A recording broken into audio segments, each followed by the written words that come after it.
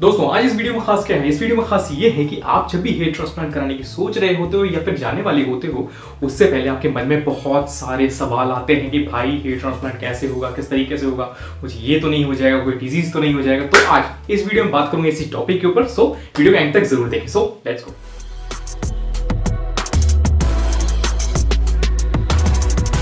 Hello friends, how are you all? I am back again with this new fresh video. मेरा नाम है विक्रांत और आप देख रहे हैं भाई लोगों का चैनल। दोस्तों बहुत सारे सवाल हैं आपके मन में और आप लोग सोचते हो कि भाई हम हेयर ट्रांसप्लांट कराएं या ना कराएं, जिसके चलते आपको उन सवालों के जवाब नहीं मिलते तो आप फिर शायद हेयर ट्रांसप्लांट नहीं कराते या फिर आप उससे डर जाते हो। तो वो सवाल क्या है? वो बहुत ही कॉमन और छोटे से सवाल हैं जिनको लेके आप बहुत सोचते हो कि भाई ये पता नहीं क्या है बवाल। क्योंकि आपको ज़्यादा से ज़्यादा नॉलेज लेना बहुत ज़्यादा ज़रूरी है, क्योंकि आप एक बहुत बड़ा स्टेप उठाने वाले हो, अपनी जो हार्डकोर मनी है उसको भी इन्वेस्ट करने वाले हो अपना जो लुक है उसको ठीक करने के लिए। सबसे बड़ा चैलेंज जो है वो यही आता है कि क्या हेयर ट्रांसप्लांट कराना सेफ है या नहीं है। बहुत सारे लोग हैं जिनको इसके बारे में पता नहीं है, बहुत सारे लोग हैं जो बात करते हैं इसके बारे में, ढूंढते हैं इंटरनेट पे और सोचते हैं कि भाई उनको जो जवाब है उसका वहीं पर मिल जाए। हालांकि बहुत सारे लोग हैं वो सवाल जो अपना पूछते हैं उसके जवाब में जो उनको आंसर मिलता है वो ये मिलता है कि हाँ जी ये सेफ है। और मैं भी अपना जो पर्सनल एक्सपीरियंस है उसके बेस पे आपको ये बताता हूँ कि जी हाँ ये सेफ है। और उन लोगों के लिए ज़्यादा प्रॉब्लम है जिन लोगों को किसी तरीके की प्रॉब्लम है, कोई डिजीज़ है, लाइक स्किन से रिलेटेड कोई प्रॉब्लम तो नहीं है, या फिर उनको हाई ब्लड प्रेशर या लो ब्लड प्रेशर की कोई प्रॉब्लम तो नहीं है, या फिर उनको डायबिटीज़ की प्रॉब्लम तो नहीं है। हालांकि इसके ऊपर प्रॉपर मैं एक डेडिकेटेड वीडियो बना चुका हूँ कि कौन बंदे हैं जो हेयर ट्रांसप्लांट नहीं करा सकते, तो वो भी आई बटन पे आप क्लिक करेंगे तो आपको मिल जाएगा। तो इजीली आप उस वीडियो को जाके देखिए, वहां पे बहुत इंफॉर्मेटिव वीडियो मैंने बनाई है, आपको इजीली उसका आंसर मिल जाएगा। अब बात करें कि सेफ है कि नहीं है। जी हाँ बिल्कुल, ये हेयर ट्रांसप्लांट कराना सेफ है। जो सवाल निकल के सामने आता है वो लोगों के मन में ये है कि भाई हेयर ट्रांसप्लांट जब कराते हैं तो क्या हमें ब्लीडिंग होगी, या फिर हमें ब्लीडिंग इतनी ज़्यादा तो नहीं होगी कि उससे कोई ज़्यादा आगे जाके प्रॉब्लम हो। तो दोस्तों इसका आंसर बहुत ही सिंपल है। जब भी हेयर ट्रांसप्लांट किया जाता है तो वो डॉक्टर जो है वो आपको लोकल एनेस्थीसिया देता है, जिसकी वजह से आपको पेन तो पहली बात बिल्कुल भी नहीं होगा, आपको महसूस ही नहीं होगा कि आपके सर पे कोई सर्जरी वगैरह कुछ चल रही है। इनफैक्ट उस लोकल एनेस्थीसिया का असर इतना टाइम तक रहता है, लाइक मान लीजिए 2 महीने 3 महीने तक रहता है कि आपको जब भी आप अपनी स्किन टच करेंगे आपको महसूस नहीं होगा कि आपकी स्किन है या नहीं है। ठीक है, वो धीरे धीरे करके लेकिन ठीक हो जाती है। अब ये कोई प्रॉब्लम नहीं है, वो जो असर है वो धीरे धीरे करके ठीक हो जाता है। अब बात करें जब ब्लड की हम बात करते हैं, ब्लड डेफिनेटली निकलता है, लेकिन बहुत ज़्यादा ब्लड नहीं निकलता। मान लीजिए कि आप अगर ग्राफ लगवा रहे हैं, 1000 ग्राफ लगवा रहे हैं, तो 1000 ग्राफ का जो पंच करेंगे, वो पंच जब करेंगे उसके बाद जो ब्लड निकलेगा वो वहीं पर रुक जाएगा। ऐसा नहीं कि वो ब्लड जो है कंटिन्यू बहता रहेगा। तो ब्लड बहुत ही कम निकलता है, तो डरने की बात बिल्कुल भी नहीं। ये आती है कि भाई आपको स्वेलिंग होगी या नहीं होगी। काफी सारे केसेस में ऐसा देखा गया है कि भाई जब हेयर ट्रांसप्लांट किया जाता है और जब लोकल एनेस्थीसिया का असर स्टार्ट होता है तो वो जो है वो धीरे धीरे करके आपके फेस पे आने लग जाता है। जी हाँ, आपका फेस कुछ इस तरीके का दिखेगा जिस तरीके का मैं दिखता था। काफी सारे लोगों को ये होता है, काफी सारे लोगों को ये नहीं होता है। तो ये बॉडी टू बॉडी डिपेंड करता है, किसी को हो भी सकता है, किसी को नहीं भी होता है। तो ये डील करना आपके ऊपर है, और ये 1 हफ्ते या 1.5 हफ्ते के अंदर अंदर ये स्वेलिंग जो है वो चली जाती है, ये परमानेंट नहीं रहती।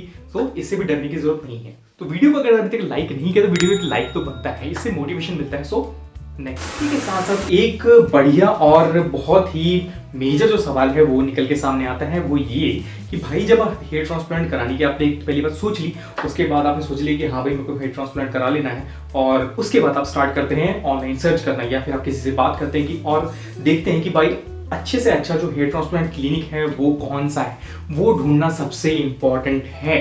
जी हाँ, आप मेरे को कमेंट में लिख सकते हैं, मैं भी आपको रेफर कर दूंगा, आप यूट्यूब पे भी डाल सकते हैं, आपको बहुत बेहतरीन जो रिजल्ट हैं वो देखने को मिल जाएंगे। और जो लोग हैं ऑलरेडी हेयर ट्रांसप्लांट के ऊपर वीडियो बनाते हैं वो भी आपको रेफर कर देंगे, वो भी आपको बता देंगे कि हाँ जी अच्छे से अच्छा जो हेयर ट्रांसप्लांट क्लिनिक है वो कौन सा है। और ये चूज करना बहुत ही ज़्यादा इंपॉर्टेंट है, क्योंकि ये डिपेंड करता है उस क्लिनिक के ऊपर और इस हॉस्पिटल को जहाँ से भी आप करा रहे हैं। अगर वो अच्छा होगा तो डेफिनेटली आपका जो रिजल्ट है वो बहुत ही अच्छा है। हमने हेयर ट्रांसप्लांट का क्लिनिक या कोई हॉस्पिटल जो है वो चूज कर लिया, उसके बाद सबसे इंपॉर्टेंट बात क्या आती है? उसके बाद सबसे इंपॉर्टेंट वाली बात ये आती है नेगोशिएशन की। जी आप डॉक्टर से नेगोशिएशन कर सकते हैं इस बारे में, या फिर कोई आप पैकेज ले रहे हैं या फिर आपको जितने ग्राफ्ट लगने हैं उसके बिहाफ पे। सबसे पहले तो जानने वाली ये बहुत इंपॉर्टेंट बात है कि आपको ग्राफ्ट लगने कितने हैं। जब आप डर्मेटोलॉजिस्ट से जाके बात करेंगे, उनसे कंसल्ट करेंगे कि भाई मेरे को बताइए कि देखो ये प्रॉब्लम है, मेरे को इतने ग्राफ्ट लगाने की जरूरत है भी या नहीं है। तो वो आपका स्कैल्प का एरिया देखेगा, वो देखेगा कि आपके बाल्डनेस का जो लेवल है वो कितना है, क्या वो बाल्डनेस का लेवल इतना ज़्यादा है कि आप लाइक स्टेज 5, 6 या 7 तक पहुंच गए हैं तो आपको इतने ग्राफ्ट लगेंगे, या फिर आपका इनिशियल स्टेज है यानी कि आपका सिर्फ अभी हेयर फॉल ही हो रहा है, लाइक आपका फर्स्ट स्टेज है, सेकंड स्टेज है, तो उसमें इजीली आप जो अपने बाल हैं उनको क्योर कर सकते हैं, आपके जो झड़ते हुए बाल हैं उनको रोक सकते हैं। तो बहुत ही ज़्यादा इंपॉर्टेंट है इस चीज़ को भी देखना। तो अपने डर्मेटोलॉजिस्ट से जाके बात करिए, उनसे आप नेगोशिएशन भी कर सकते हैं कि भाई मेरे को इतने ग्राफ्ट लगने हैं तो मेरे को आप इतना चार्ज करिए। वो जो लाइक बोल देंगे कि भाई हम आपको 2000 ग्राफ लगाएंगे, 3000 ग्राफ लगाएंगे, 3.5, 4, 5,000 ग्राफ लगाएंगे, तो उसका हम इतना चार्ज करेंगे। जी हाँ, ये नेगोशिएशन आप कर सकते हैं डॉक्टर से। ये कहीं भी फिक्स नहीं है कि आपको उतना ही पे करना पड़ेगा। अगर आप फोर्सफुली उनको बोलेंगे तो डेफिनेटली वो नीचे जरूर आएंगे, लेकिन जो चीज़ आप उनसे पूछ सकते हैं और आप उनको एक तरह से फोर्स तो नहीं कर सकते, लेकिन हाँ उनको बोल सकते हैं कि हाँ जी मेरे को आप इतना कम कर दीजिए, मेरा ये बजट है उसके अकॉर्डिंग, तो वो कौन नहीं करेगा, क्योंकि उनके पास भी एक तरीके से बिजनेस ही आ रहा है। ठीक है, तो इस पॉइंट को भी जरूर नोट करना। किस बात का वेट कर रहे हो? चैनल को सब्सक्राइब अब तक नहीं किया है तो सब्सक्राइब जरूर करें और साथ ही साथ बेल आइकन को भी जरूर दबा दें। ये पॉइंट भी नोट करना कि जब आप लोग ये सोचते होंगे कि भाई हमने हेयर ट्रांसप्लांट करा लिया, ठीक है, आपका हेयर ट्रांसप्लांट मान लीजिए डन हो गया, उसका जो रिजल्ट है, काफी सारे लोग हैं वो कहते हैं कि जो उनका रिजल्ट है चौथे महीने में, तीसरे महीने में दिखना स्टार्ट हो गया, और कुछ जो लोग हैं लाइक मेरे जैसे वो कहते हैं कि भाई हमारा जो रिजल्ट है उसको 6 महीने, 7 महीने, 8 महीने, 9 महीने लग गए, और मेरा जो रिजल्ट है उसको तो आने में तकरीबन 1 साल लग गया।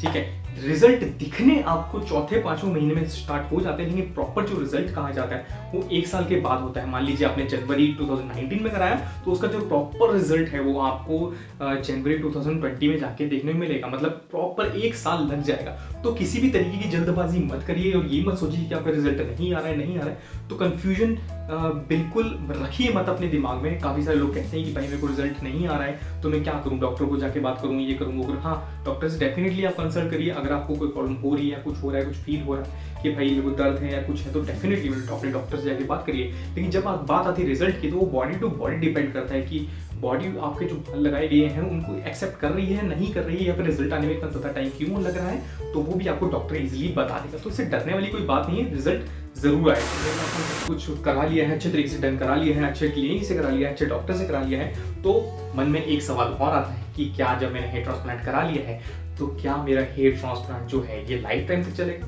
नहीं, ऐसा नहीं है। लाइफ टाइम तक की गारंटी कोई भी नहीं देता। आपका जो हेयर ट्रांसप्लांट किया गया है वो 5 साल से लेकर 10 साल या फिर 15 साल तक अगर आप अच्छे तरीके से उसकी केयर करते हैं, टाइम पे PRP वगैरह लेते हैं या फिर आप एनॉक्सिल वगैरह लगाते हैं, डर्मारोल वगैरह जो भी हैं, जो अपनी दवाइयाँ हैं उनको टाइम से खाते हैं, तो आपका जो हेयर ट्रांसप्लांट का रिजल्ट है, साथ ही साथ उसका जो लाइफ है वो बढ़ जाएगी। ठीक है, और एक पॉइंट इसके साथ और जुड़ा हुआ है, जो मैं दवाइयों की बात कर रहा हूँ, दवाइयाँ काफी सारे लोग सोचते हैं कि भाई दवाइयाँ जो है वो बीच में छोड़ सकते हैं। ऐसा नहीं है, दवाइयाँ आप खाते रहिए। डॉक्टर जब तक आपको ना बोले कि आप दवाइयाँ छोड़ दीजिए, तब तक आपको दवाइयाँ खाते ही रहना चाहिए। आप अपने मन से मत छोड़िए, नहीं तो उसके आप साइड इफेक्ट आपको देखने को मिल जाएंगे। आपको जो हेयर फॉल वो बढ़ जाएगा, आपको ईचिंग की प्रॉब्लम हो जाएगी, साथ ही साथ आपको स्कैल्प में डैंड्रफ वगैरह हो जाएगा, तो उससे आपको और ज्यादा प्रॉब्लम हो जाएगी, आप और टेंशन में आ जाएंगे। टेंशन में आएंगे तो क्या होगा, हेयर फॉल और बढ़ जाएगा, रिजल्ट और धीरे धीरे करके ग्रो करेगा। तो टेंशन किसी भी बात की मत लीजिए। तो बताइए वीडियो किस तरीके की लगी। वीडियो अच्छी लगी तो वीडियो को लाइक जरूर कर देना और साथ ही साथ चैनल को सब्सक्राइब जरूर कर देना, और मिलता हूं आपसे बहुत जल्दी नेक्स्ट वीडियो में। So till then bye bye, take care.